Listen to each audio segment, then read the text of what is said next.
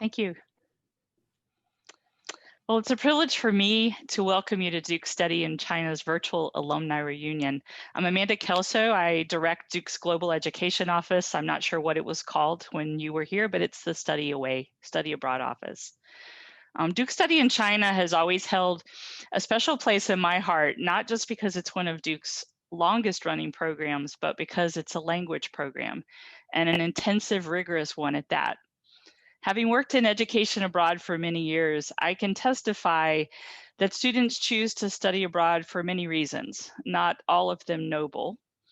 But those students who choose to immerse themselves in learning a language and culture are among the most deeply rewarded for the experience. In post-program evaluations, students on the Duke Study in China summer program always mention how hard they work, how many characters they have to learn daily, and whether you were a heritage speaker or had to learn Chinese from word one, you know that your hard work and diligence in learning to read, write, and speak Chinese opened up new worlds to you, not only academically and professionally, but personally as well. You learned another way of seeing the world, another way of thinking, and your lives since Duke Study in China are proof of that. I look forward to hearing more about your life experiences later in the panel. Our keynote speaker did not teach me Chinese, but he was the faculty host for my first visit to China. Several years ago, I was able to join Professor Ralph Litzinger and his class for several days in Beijing. I remember thinking how lucky those undergraduates were to have a professor who was so engaged with Chinese culture, so well informed about current Chinese events, and who had learned the language from the ground up, proof that it was possible for non-native speakers. Professor Litzinger's impact on Chinese studies at Duke has been profound. From 2001 to 2007, Professor Litzinger directed Duke's Asia Pacific Studies Institute, or APSI, the home of Duke Study in China. During this period, he raised over $5 million for East Asian Studies programming at Duke, developed APSI's MA program in East Asian Studies, and worked to found a rural education nonprofit called Dream Corps International, as well as the student-led newspaper and now web-based magazine, Duke East Asian Nexus. From 2007 to 2008, Professor Litzinger co-directed a comparative Mellon-Sawyer seminar on health and the environment in China and India. From 2008 to 2015, he directed the Duke Engage Migrant Education Project, a 10-week immersive project at a middle school for the children of migrant workers on the rural urban fringes of Beijing. From 2011 to 2013, he co-directed the India-China Global Semester Abroad program and an Environment, Health, and Development seminar at Beijing University. In 2013, he was awarded the Howard Johnson Excellence in Teaching Award, and in the same year, the Duke Engage Excellence in Student Mentoring Award. Currently, in addition to being a professor in cultural anthropology at Duke, Professor Litzinger is on the advisory board of the Hong Kong-based Students and Scholars Against Corporate Misbehavior, the leading trans-regional labor activist organization in East Asia. He's also on the editorial board of the China Environment and Wealth series at the University of Amsterdam Press. Please join me in welcoming to the Zoom spotlight, Professor Ralph Litzinger. Okay, great. Can everybody hear me? Alex, is that good? Okay, great. Thank you, Amanda. It's wonderful to see you. And I remember your visit to Beijing for those several days back in the early 2010s.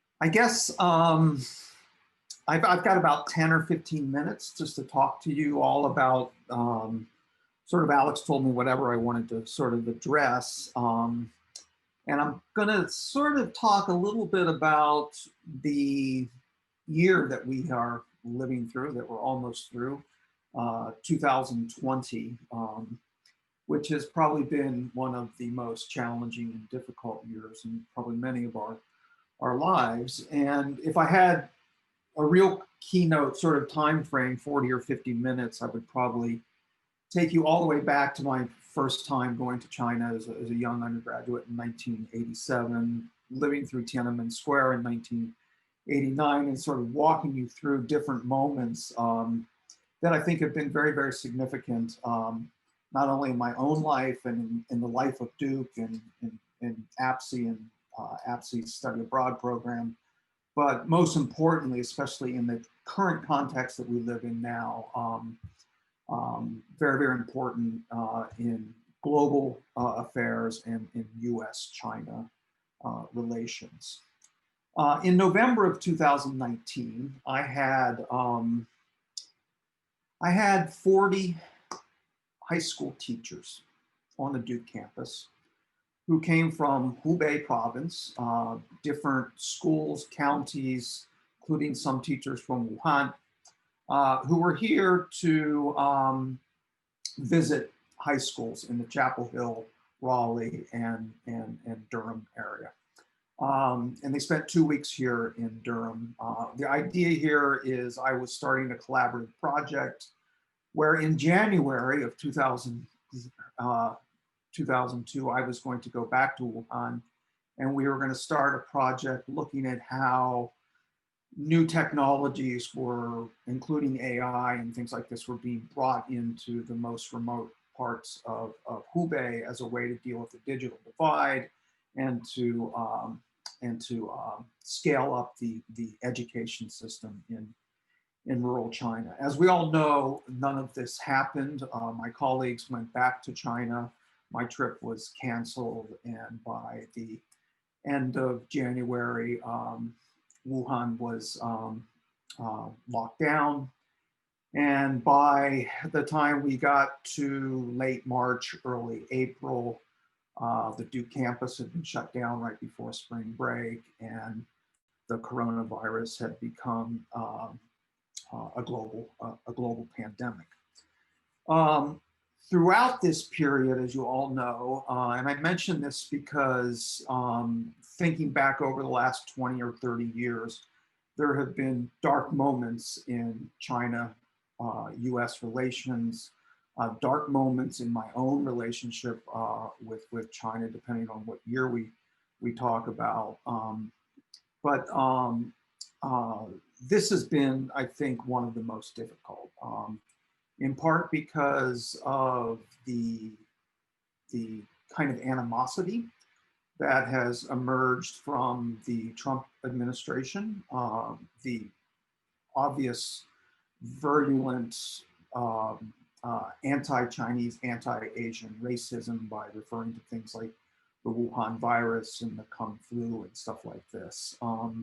This has not only soured US-China relations, made it difficult, even if we could go back to China, for foreign scholars from the US to go and do research, but it's led to an environment where we're seeing, I think, in ways that we haven't seen in many, many years,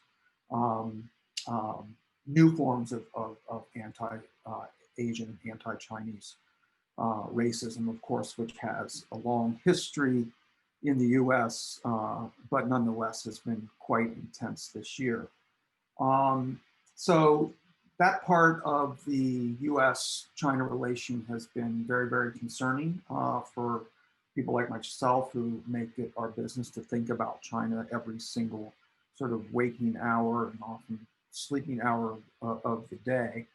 But we have to remember that even before the coronavirus outbreak, since the election of Trump in 2016, things have been not very good. We've had a trade war. We've had a president who has consistently blamed China for the outsourcing of especially manufacturing jobs to China. We've had tensions over 5G with Huawei, with the arrest in Canada of Meng Wanzhou, the daughter of the founder of Huawei. We've had this kind of new tech Cold War that people are talking about. And as you all know, more recently, we've had the the conflicts, again, coming from the Trump administration over TikTok and over WeChat or Weixin in China, which has created enormous amounts of anxiety, not just for scholars or people who make it their business to think about China, or for people who live in China, but especially for Chinese students from China who are living and studying at universities like Duke. It's been a very, very difficult, anxiety-ridden, I think, spring and summer for many of our students. And for people like me, one of our main jobs has been to try to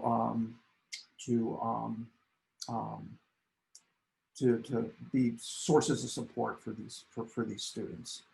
On top of this, we've had the tensions that have surrounded the situation in Xinjiang with the reform through education programs, or what many scholars are calling concentration camps. This too has a long history. It's not something that just happened in the last 2 or 3 years.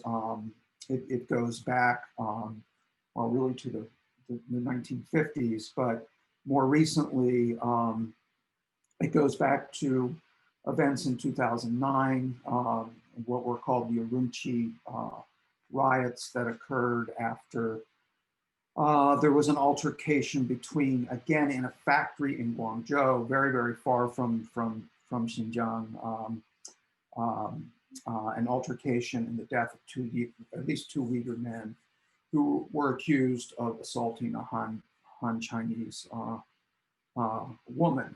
So this in 2009 was really the launch, the beginnings of a new kind of state policy away from multiculturalism and autonomy in places like Tibet and Xinjiang towards the kind of intensive surveillance regime that we are seeing today.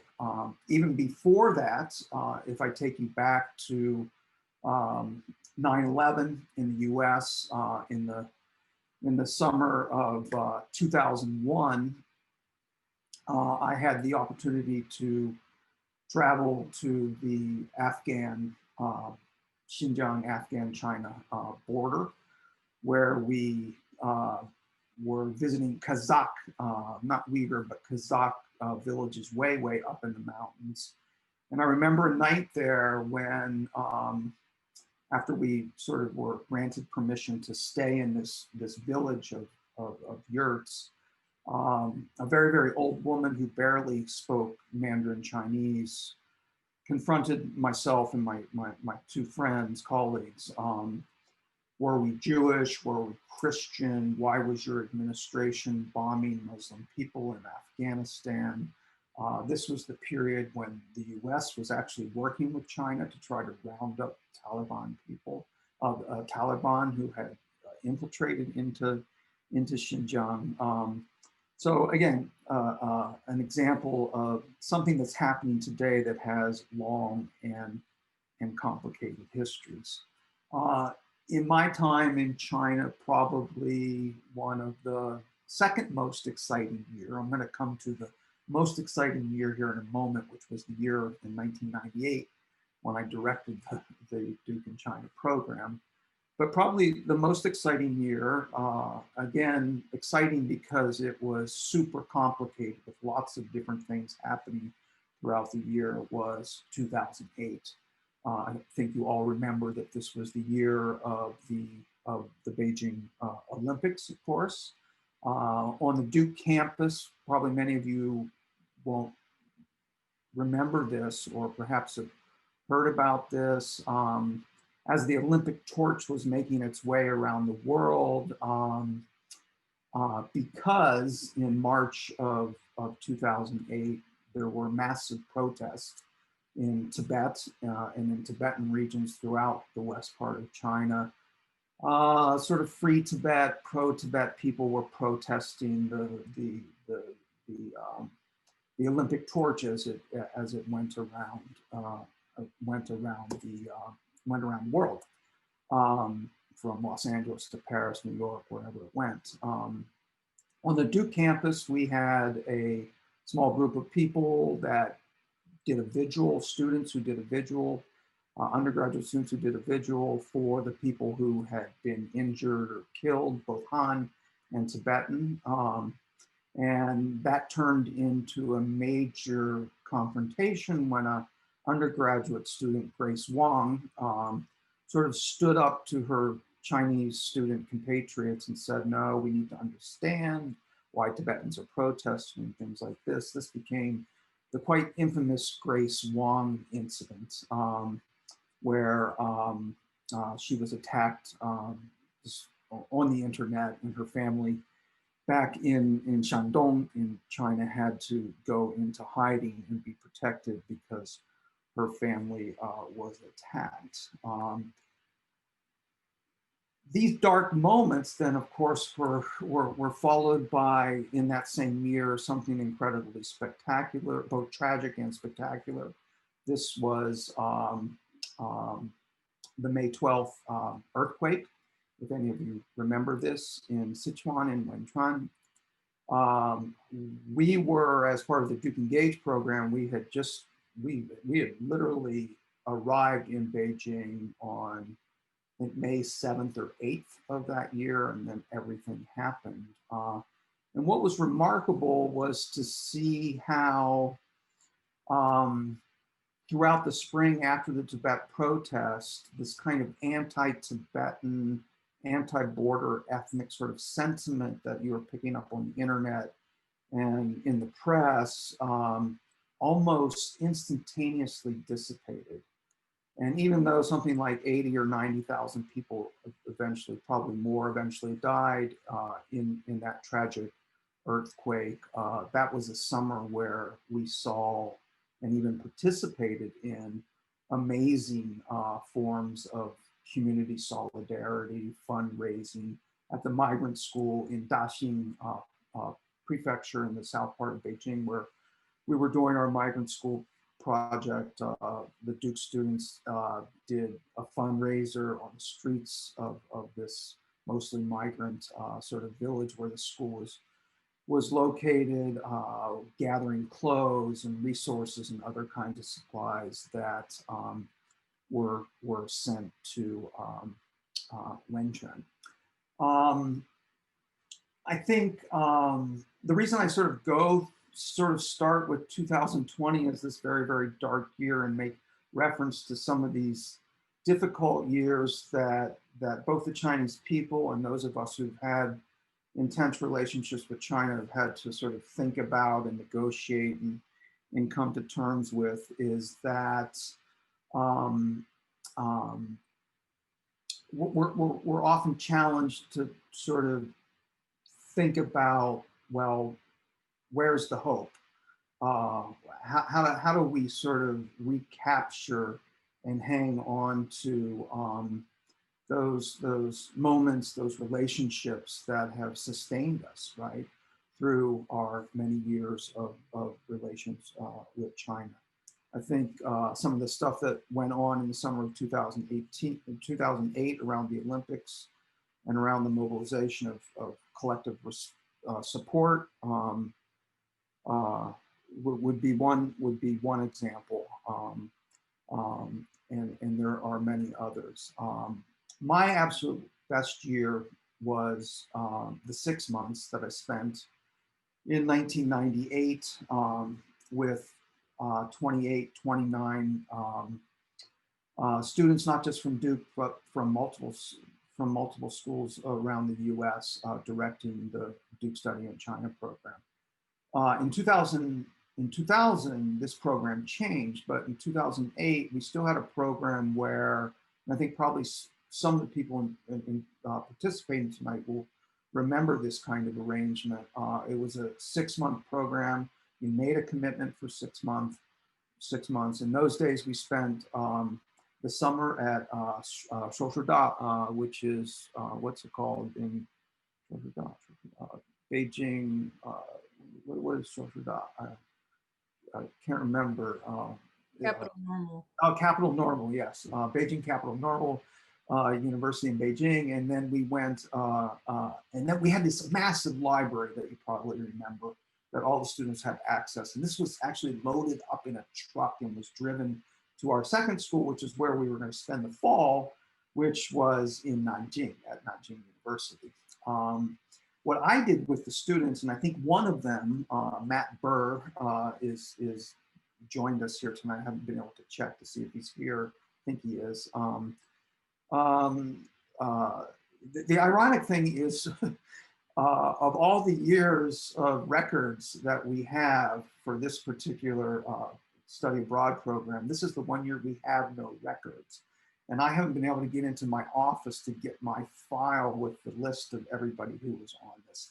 But what we did, this was a very, very important year, another very, very important year in Chinese history, 1998, because in that summer, there was, while we took a trip up the Yangtze River, okay, before the damming, up the Yangtze River on a boat. And then when we got up to Chengdu,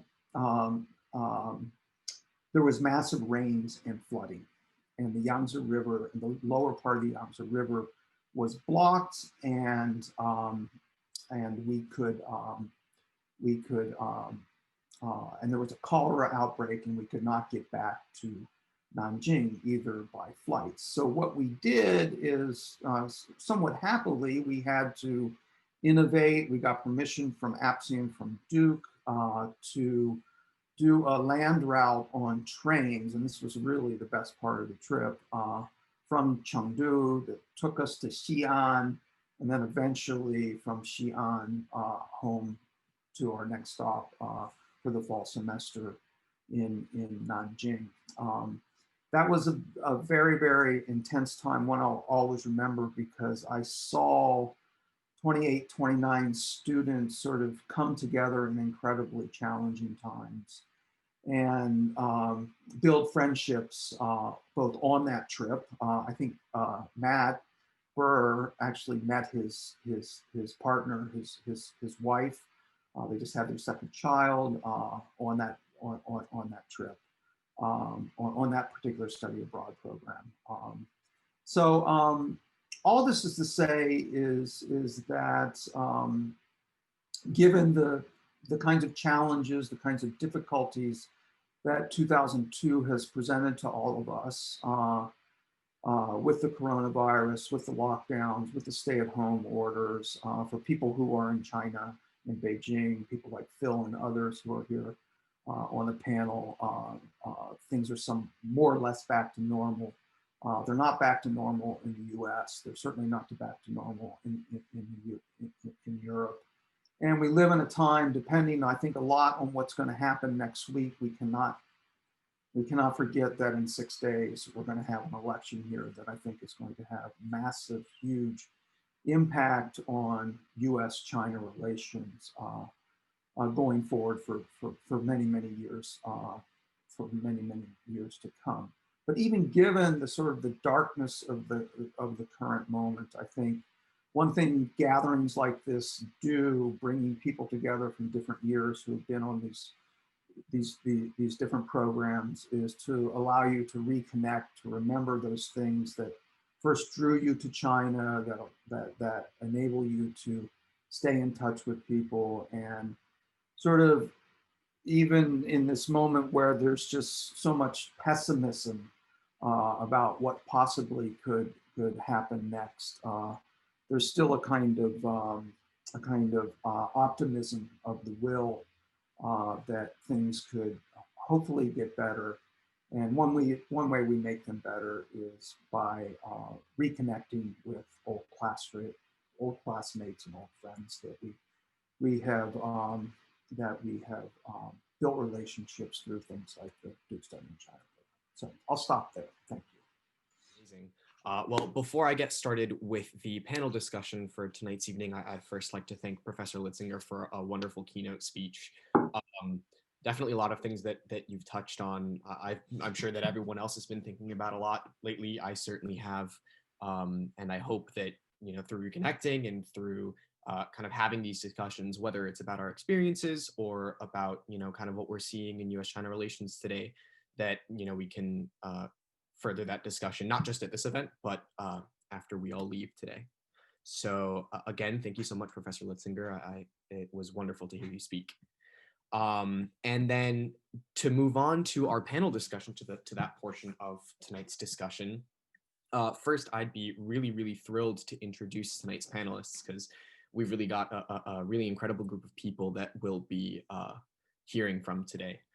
And I'm sure that I couldn't do your introductions justice, so if it's okay with you all, if I just call out your names and then you tell us a little bit about your experience, whether it's at Duke or Duke in China, and then kind of where you are today, and then we'll get more into the discussion piece. Is that all right? Perfect. And then I will go in order of graduation year, if that's okay for the introductions. So I'd like to start with Peter, if that's all right. Great. Nice to, first of all, Professor, excellent keynote, really fascinating. I'm Peter Yeo. I participated in Duke Study Program in 1983. So the second year of the program, although I was an undergraduate at Wesleyan University, I'm currently in nonprofit management at the United Nations Foundation in Washington, but I've spent about 20 years on the Hill, working for the Foreign Affairs Committee, doing China policy. Nice to be with you all this evening. Thank you for joining us. Next, I'd like to invite Philip to introduce himself. Hi, everyone. Nice to be here, coming to you from Beijing, where I have lived seriously since 2006. I mean, of course, I went in 1999 when I did the Duke program, where I became somehow extremely interested in contemporary art in China. And that's been my career since then. And I'm now the director of a place called UCCA, originally the Olin Center. Now we just go by UCCA because we have a new cohort of owners, but it's a museum in the 798 Art District in Beijing, with actually a location to open in Shanghai next year as well.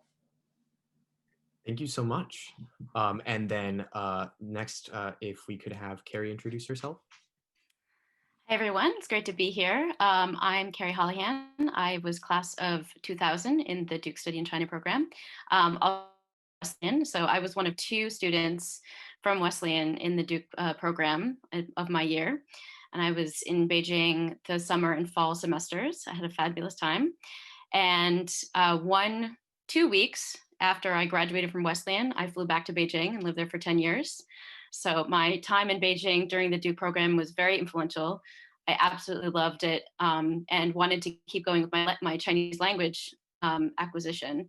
So decided to just throw caution to the wind, and then ended up being there for 10 years. I did a multitude of things. Right now, I'm a professional singer. I'm based in Baltimore and perform throughout the DMV, but also up and down the East Coast. And I have done some tours to China and performing with both Chinese entities and international groups through tours. And I've actually performed at the UCCA Center. I did a tour of Cole Porter songs and went around to different Chinese universities with that program through the American Cultural Center.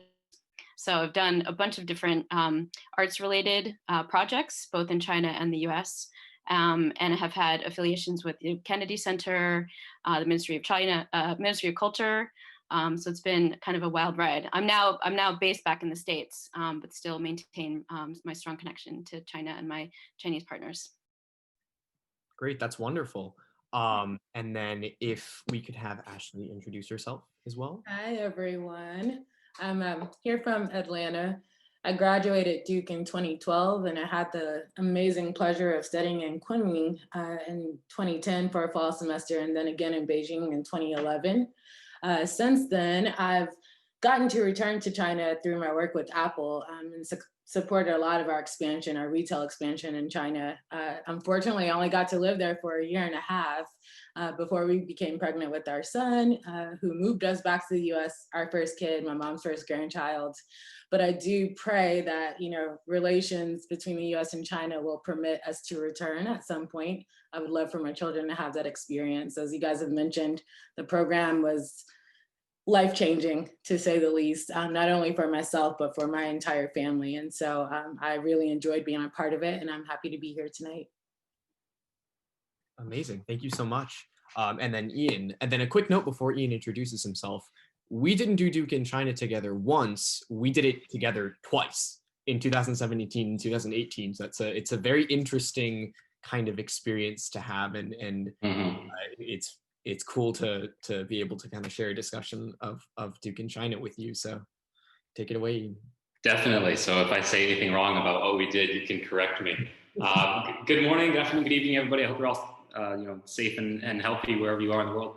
My name is Ian Burgess. I graduated Duke just last year in 2019, which I'm still not used to saying. I went to the Duke in China program in Beijing, 2 summer programs, like Nico said, one in 2017 and then one in 2018. It was a fantastic time of my life. One of the most fulfilling things I did in my undergraduate career, and I mean, I'm just now starting out my career, but we'll see if anything tops that later on. I'm an intelligence officer in the Air Force, currently stationed in Turkey at a NATO base in southern Turkey. I'll be here for a year, hoping later in my career to serve sometime in Pacific Command, which is includes Hawaii, South Korea, Japan, somewhere possibly working China issues. I might speak to this some more later, but having some familiarity with China, the Chinese people, Chinese culture, has really informed a lot of my thoughts in terms of military to military relations, and maybe that's something we can talk more about later. But very happy to be here and happy to see so many old teachers and friends. Good to catch up with everyone. Amazing. And then before we continue with the discussion, I'll just introduce myself really quick.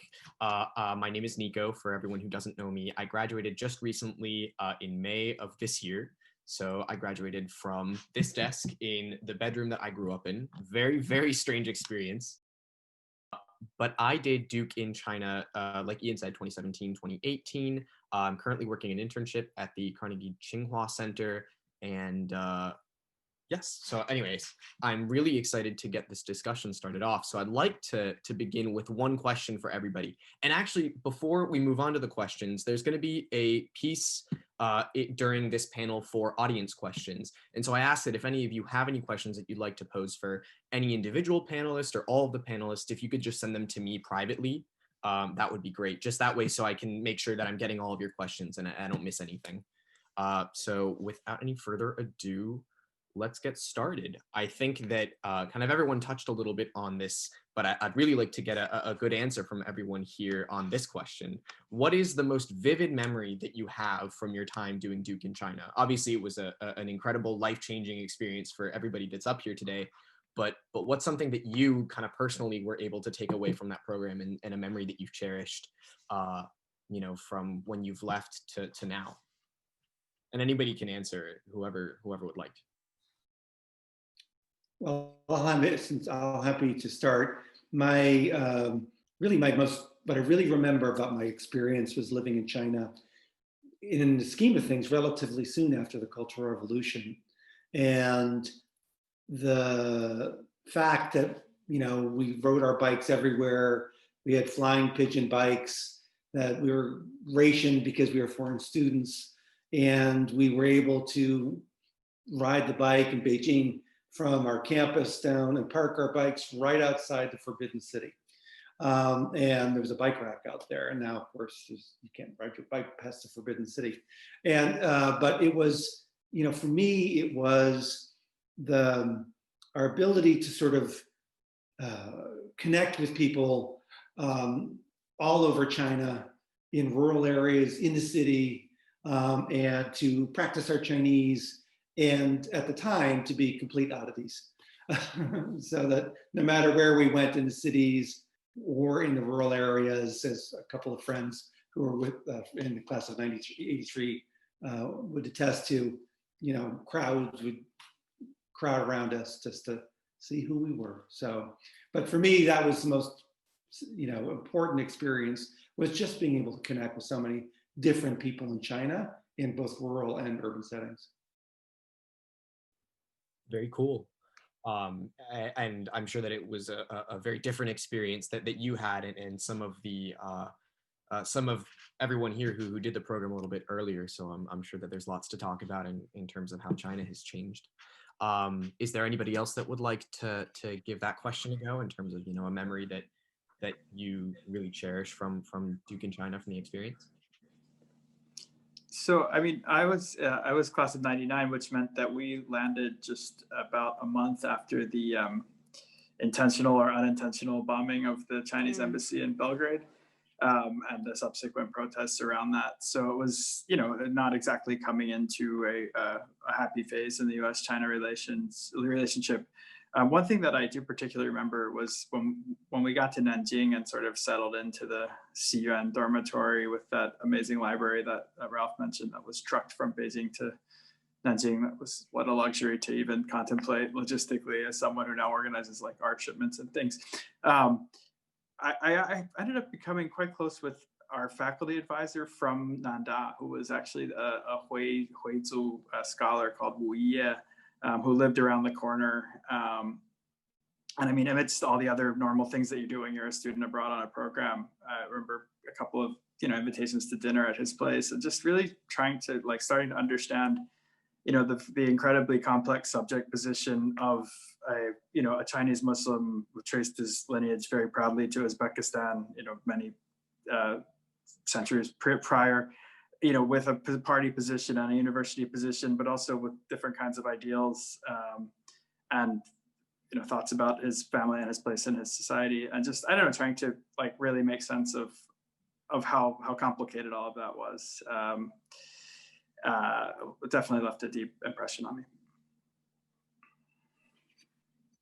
Well, for me, I think it wasn't one particular memory, but just the lobby of our Weiterlo, the sort of foreign students dorm, was this constant sort of cacophony of people coming and going. And we had a little xiaomaibu, a little sort of 7-Eleven type area. I don't know which of the other people actually stayed at the Capital Normal University campus at Hangtianqiao. But I think the program might have moved soon after that. But some very fond memories of just sitting around on couches. And we had groups from Leeds University who were also in the same dorm, also learning Chinese, obviously. And so just the sort of the international aspect of that was life-changing for me, of just interacting with Korean students and Japanese students and British students. And so this opening up all these worlds. And one thing in particular, we would all congregate in this little xiaomaibu after our classes, after lunch, with our language partners doing our homework. Some people may be doing homework, some people just kind of hanging out, avoiding doing homework. And a translator came and was recruiting foreign-looking students, or just people, anybody that he could find, to be extras in an opera that was being produced, an Italian opera at Poly Theater. I think is at Chao Wai. It's one of the intersections on the Second Ring Road. And so I actually got to perform in an opera. I didn't get to sing, but I did get to sort of stand on stage. So that was just a fun sort of serendipitous opportunity that came about just from hanging out in that lobby area. But just the conversations that we would have with our classmates and also our language partners. So that was some very fond memories from being in the dorm that was very different from being in the dorm back in the States. I've got so many fond memories, but Kunming is definitely the experience I think that was probably most impactful for me, because it was my first one, and being an African-American woman and traveling to China and learning the language comes with a plethora of experiences you can probably imagine, just from walking into a room, you know, whether it's people staring at you with curiosity, people being afraid. And I just remember the small group of people that I was with. We were such a diverse group to be walking through China. You had myself as an African-American woman, Mike Jaffe, who was Jewish, and we had Alex, and he's this tall, white, blonde-haired, blue-eyed guy. We had a woman who was Puerto Rican and Caucasian mixed, and then a Vietnamese young lady with us. And so when we would walk around Kunming, you can just imagine we were constantly the center of attention. And it was like, pick your flavor of curiosity. You know, people wouldn't know who to speak to first, or who to try and touch, or what questions to ask. And that stands out for so many reasons to me, because I think it was the first time that I had been met with a group of people who had literally never seen someone who was different. different in the way we were before. And that's an incredible experience. It bears a lot of responsibility and self-reflection around, who am I? What do I believe? What are my life experiences? How is that representative of others who look like me, but maybe don't even share the same culture? And that was just a tremendous experience, because I felt the weight of it all pretty much immediately walking through the airport. And every day was a new question that, I had to always internalize. There were things that I didn't think about myself. I just lived my life. I didn't process it in that way. But it was like a constant interview. And so by the time I'd come back to the US, I had a lot of different ideas about, myself, my identity, and how I view others, and why I believe the things that I believe. And that just kind of helped shape me, and also my empathy for others in a way that I don't think I could have had, or a mindset that I could have had if I didn't have that type of an experience. For sure, that's really interesting. And I'm happy to have heard your response. Ian, what about you? What experiences do you think that we have shared, or not necessarily that we have shared, but that we have all had, I guess, in our year? In our year as a whole, so I'll say one in our year as a whole, and then a brief story for me personally. So in our year as a whole, I remember a lot of laughter. I think learning Chinese is a process of trial and error, and you constantly get things wrong.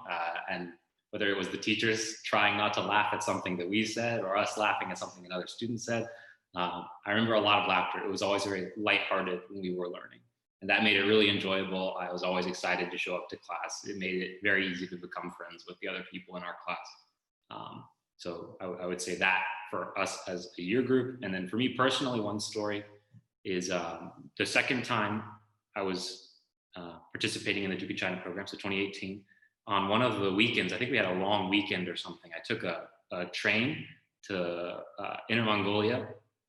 And it was one of the Yingzuo trains. So, not comfortable. The seat back is vertical. You've got this tiny little, it's about a foot wide little table attached to the wall sitting in front of you. And that's all you have to lean against as you're sleeping. And there's not enough space for everyone to lean onto it. So you're trading off.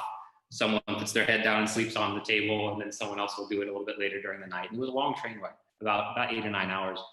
And I remember getting to talking with the two Chinese gentlemen sitting across from me, and one of them had some sort of, I guess, crackers or something, and I had a bag of grapes I bought at the train station, and we were trading snacks and just chatting about his life. And similar to what Ashley was talking about, he had never met an American before, and so I also felt the weight of being the first, possibly first foreigner, but at least first American he'd interacted with, and trying to present my country in as unbiased and fair a way as I could.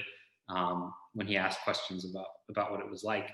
And so that also made me feel very, very empathetic, and also very confident, just in realizing that my Chinese had progressed at that point to where I could have a conversation with someone on my own, far from home, far from my teachers and classmates.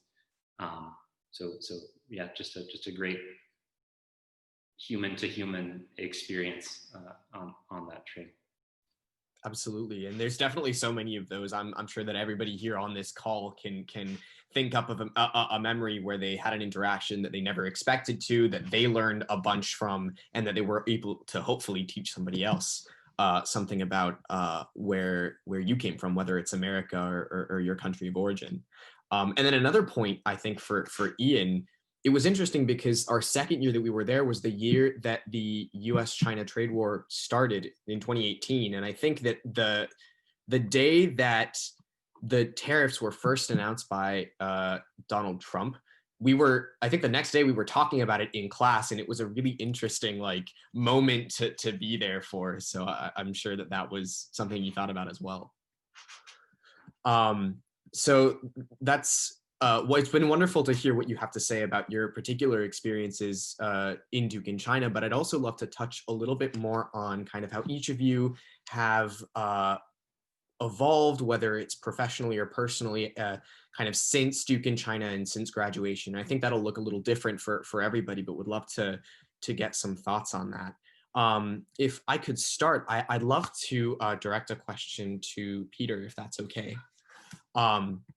So as Professor Litzinger was talking about before, these are certainly some dark times in U.S.-China relations, and there's a lot of uncertainty about where kind of the relationship between the U.S. and China might be headed. At least for me, it's hard to say. But during these times, when these relations are as tense as they are, and more tense than they have been in decades, kind of given your role, given your role, the Better World campaign, and working with the UN and trying to represent American interests in the UN, how do you kind of see your role in Duke in China as being helpful for that process? Well, I mean, first of all, the Duke in China program fundamentally changed my entire career. It gave me a passion for China, a passion for understanding China and interpreting it to an American audience. And it gave me credibility, and it gave me the language. And as a result, I was able to go to grad school in East Asian Studies. I was able to have credibility when I would talk to people at the State Department and in Congress about US policy towards China. If I hadn't done Duke, none of this would have ever happened. So for me, Duke studying China fundamentally changed my entire career. And for that, I'm incredibly grateful. I think that I'll give you an example about how we're dealing with it now. There is great fear about the rise of China at the United Nations, because under Donald Trump, but even before that, we have seen a receding in US leadership at times at the United Nations, and that's created a vacuum. And China has filled that vacuum in many circumstances, financially, in terms of its diplomatic prowess, in pushing for Belt and Road Initiative, mentions in every possible resolution that's adopted by China, adopted by the United Nations. So this is the hot issue at the moment among Americans that focus on the UN, is what's the diplomatic and financial strategy to restore American leadership at the UN, not necessarily to supplant China, but to ensure that China doesn't become the predominant player in the UN contexts, which sometimes can have some challenging aspects as it relates to human rights and protection of civilians in the context of peacekeeping missions. So this is the hot issue. I was on a call today about this subject, and I think in whether it's going to be a Trump administration part 2 or Biden administration, as we look at the UN, how to deal with the China issue is going to be enormous. For sure. And I'm sure that this kind of dark moment in relations goes further than just politics. And a related question I wanted to ask Philip as well. Just given your role at the UCCA and your involvement in the Chinese contemporary art scene, I wanted to ask you what role you think art plays in bringing different communities of people together, given that there's so much tension between these two countries right now, and you're sitting in the middle of that relationship in a cultural space. What's that been like for you? And how would you describe that to everyone? Sure. Well, I mean,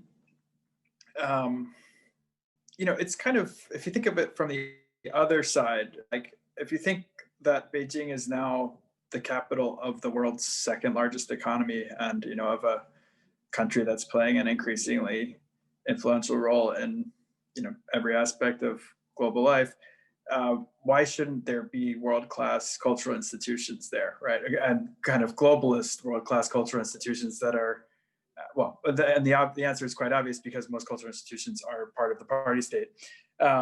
So we occupy this very funny niche of presenting modern and contemporary art from this perspective. We were founded, a few months before the Beijing Olympics, and I think we kind of date to exactly that moment of kind of China on a world stage, a cosmopolitan China that wants to learn about the rest of the world and to take part in the rest of the world. So yeah, it's never simple. I mean, I've had I'm always working within the confines of the the situation in which we find ourselves, always trying to push up a little bit against the boundaries as well. So it's not uncommon for a show to get some of the way or most of the way towards being organized, and once in a while having to be called off because the necessary approvals are not forthcoming. But I think that I've been criticized extensively by people like Ai Weiwei for being a puppet of the Chinese government or whatever you want to call it. But I mean, at the end of the day, the fundamental decision that I've made in trying to build this institution in the way I have is that it's, and with an amazing team, is that the more we can put great art in front of curious audiences, the more possibilities are opened up.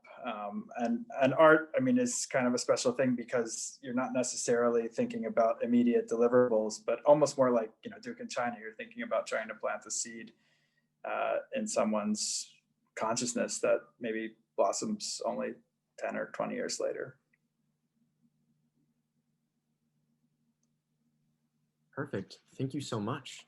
I also had a question that I wanted to pose to Carrie that I think is somewhat related, but given your experience in the music field and sitting in that kind of intersect, I wanted to ask, what are some things that most Americans or Westerners more generally might not expect about musical collaboration, and how American and Chinese artists or Western and Chinese artists have collaborated? What's something that you think might surprise people? So things have changed a lot since I was living in China. So I lived in China, what I would classify kind of a golden period in terms of international artistic collaboration. We were talking previously about dark times, but for me, from the year 2000, 2002, when I graduated and moved back to Beijing and started working, up until 2010, when I came back to the States to go to grad school, there was just this flourishing of international collaboration. I worked both with local Chinese entities, hybrid international and Chinese, and fully Western groups that were coming over to do touring.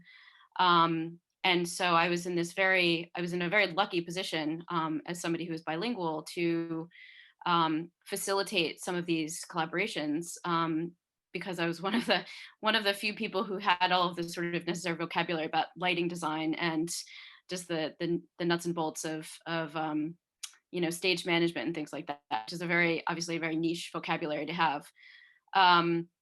So surprising things. So I also, one memory that I thought of after I gave my previous answer was actually I performed in some competitions, singing competitions in Beijing, that were some other people have had that experience of being kind of the token Westerner that's been put on stage to do, whether it be Peking opera or xiangsheng or crosstalk or any of those sort of Chinese performing arts. I did numerous of those competitions, both when I was a student during Duke, and also when I moved back to work and was living there permanently, and subsequently have performed Chinese music since I've been here in the States.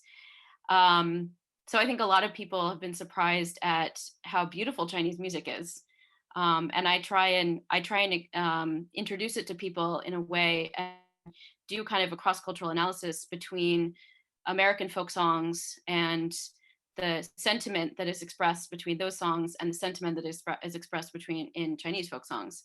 And people are usually quite taken aback about the subject matter. There's a lot of discussions of nature and love between a family and between a husband and wife. And so trying to use my position as a sort of a cultural ambassador in that respect, both to introduce Chinese music to Americans who probably have a lot of preconceived notions of it being really hard on the ear, because most people have only really been exposed to Peking opera through the few Chinese movies maybe that they've seen, or even just linguistically hearing Chinese movies and not really being able to wrap their brains around the language.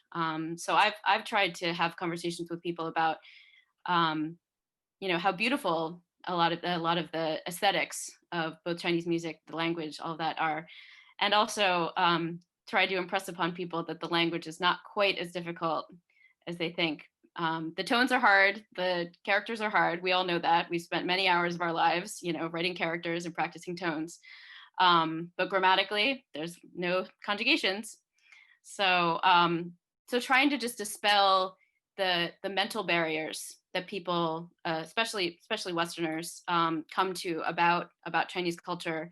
And then when I was in China, again, a lot of us have talked about immediately, maybe not expecting to, but discovering that we are ambassadors of U.S. culture.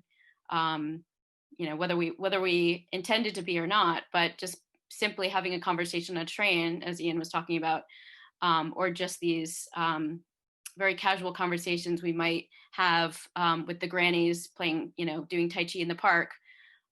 We bring our experiences and we bring more nuance to American culture than Chinese people would be able to interact with just by the kind of limited and filtered media that comes through, whether it be entertainment media, through movies, or the print media. So just trying to play that role both artistically and also culturally. So. Perfect, thank you. I wanted to ask Ashley, I know that you've returned recently to the United States, and I wanted to ask you something about your experience kind of coming back and what that transition has been like. But I'm also curious about whether during your time at Apple, both in Hangzhou and here in Georgia, if I'm not mistaken, what do you think are some of the major differences in consumer culture across both countries that people might not know about, that to you has kind of played an integral part in what you do? And how does that impact how you view like U.S.-China relations? Interesting question. So it's been an interesting experience because when I went to China, so Hangzhou at the time had 2 Apple stores, and it's a city of 8 million people, right? And if you think about Apple as a company or organization and what we stand for, and how much of our success is attributed to our ability to connect humans to technology, right? Going over and thinking about expansion there meant understanding that culture in a way that would allow us to, one, make them feel welcome in joining, whether it was hiring to staff the stores or welcoming customers into the Apple family, but also in a way where we could potentially predict behavior, consumer behavior, in brand new markets. And so I think, comparing my experience there with my experience in the US, we have many more mature markets here. We kind of know what to expect of our customers. China felt like a constant wave. It was not predictable. And I'm not quite sure if it was the number of people, period. I think scalability is a huge factor. And any professional experience that you're going to have in China compared to what you would get in the US. And personally, I felt there was a lot more culture ingrained and shopping patterns there, right? So whether it be around status symbols or how much of an individual's identity and culture was reflected in the product. So there are products that are sold in China through Apple that you can't get in the United States. When there's a Chinese holiday, we are very much ingrained in that. And even in the way we treated our employees, we gave out red envelopes, Chinese New Year, to Apple employees there. We would never do that in the United States. There's this collectivist society, and Apple had to learn that. We had to learn that about our team members if we wanted them to really be successful in presenting us as a brand, but also just our work style, the way we operate as an organization, it's vastly different. Rules around ethics and even just working, how much you work, right? So those were things that were very different and almost unexpected in the environments in China, that when we come back to the States where things are much more regulated, there's a bit more of an individualistic culture when it comes to success and what people want. It was just vastly different. But I think having the language allowed me to act as a translator, if you will, in a really, really important way for the company. And so what I originally set out to do was not what I ended up spending my time on. I had to elevate because you needed people in the room in higher places where larger decisions were made who could understand and translate what we were seeing, who could understand the behavior and maybe a little bit of why things were happening the way they did. And so much like Peter mentioned, it certainly opened doors that I think even Apple setting out with a very ambitious goal. I was there for a year and a half and we opened up 23 new stores. And it's not just opening the store, it's the fact that these are brand new cities, and these are cities who, you know, don't see much foreign travel in general. And you've got teams that are 90% new to the company and leaders who are 90% new to the company. It was just a fascinating experience. And so coming back to the US, I think one, I had a different level of understanding of business, because whereas, you know, you're fighting for every bit of resource in China, where, you know, you're squeezing performance out of every process because you're writing your history, if you will. In a mature market, we're kind of lazy in a sense. We know what our customers are going to do. And in Apple, you could honestly open a store, put product on the floor and have one register and people will still come and buy, right? But it was like bringing the same degree of curiosity about our consumers and really kind of driving a little bit more is what I think I brought back to my store Apple in the US. It's a luxury you don't have because things are growing so rapidly in China, you know, that you don't see that same pace here in the United States. And so things moved a lot faster.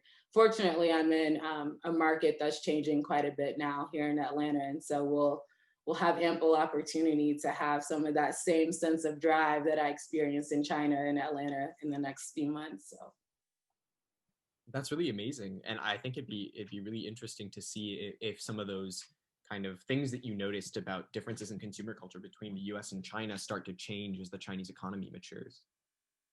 definitely. A really interesting thing to look at in a decade or so. I have one last question that I'd like to point to Ian, and then I have one question from the audience that I'd like to pose to everybody. So hang tight. Sorry, I'm a little over time, but we have such amazing people here. I'd love to hear what they have to say. So Ian, as a member of the US Air Force with a pretty deep understanding of China from both a cultural and military perspective, what do you think might be the role of the US Armed Forces, not just the Air Force, but the Armed Forces in general, in securing and maintaining kind of a mutually beneficial relationship? Or what's the role of the US Armed Forces in fixing this mess, if there is any? Yeah, good question. Role of the armed forces in fixing this mess. I think the role of the armed forces primarily is to, of course, continue to defend the United States and America's allies abroad, and also to uphold certain pillars of the international world order that's existed for the last, well, what would it be now, about 80 years. And these are things like international, like the law of the sea. These are respect for other countries' territorial sovereignty, respect for human rights. These sorts of things are important. And the US Armed Forces certainly play a role in continuing to defend those things abroad by deterring other states from violating those rules. And the most prominent example of that in regards to China would be their claims to the South China Sea. That's usually the largest point of friction between our armed forces and the Chinese armed forces. So China claims a large swath of territory stretching far down south of China. It extends into territory claimed by multiple other nations, Vietnam, Malaysia, the Philippines, and others. And so the role of the US Armed Forces there is to ensure that those nations aren't going to be bullied or forced to accept Chinese claims when they would otherwise have their own. Our role there isn't to decide the outcome. It's simply to ensure that the playing field is fair for all of the parties involved. And so I would say that, broadly speaking, the armed forces, it's encouraging the United States to form more partnerships abroad, because we cannot defend the current world order and international law on our own. We need partners in order to do that.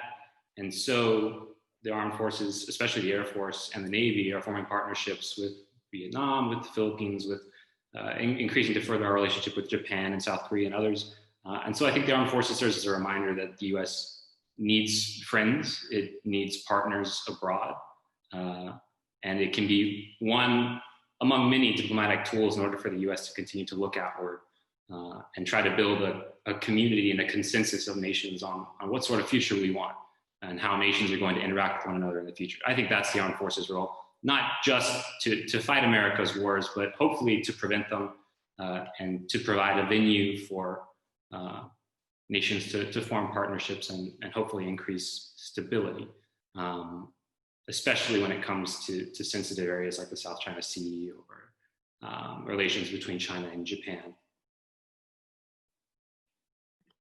Sorry, perfect. Thank you so much, Ian, for that. That's really interesting to hear your perspective. So I think that we are a little bit over time, and I don't know if it would be in our best interests to ask more questions to our panelists, just so that we have more time to engage with each other, because I guess that's what we're really here for.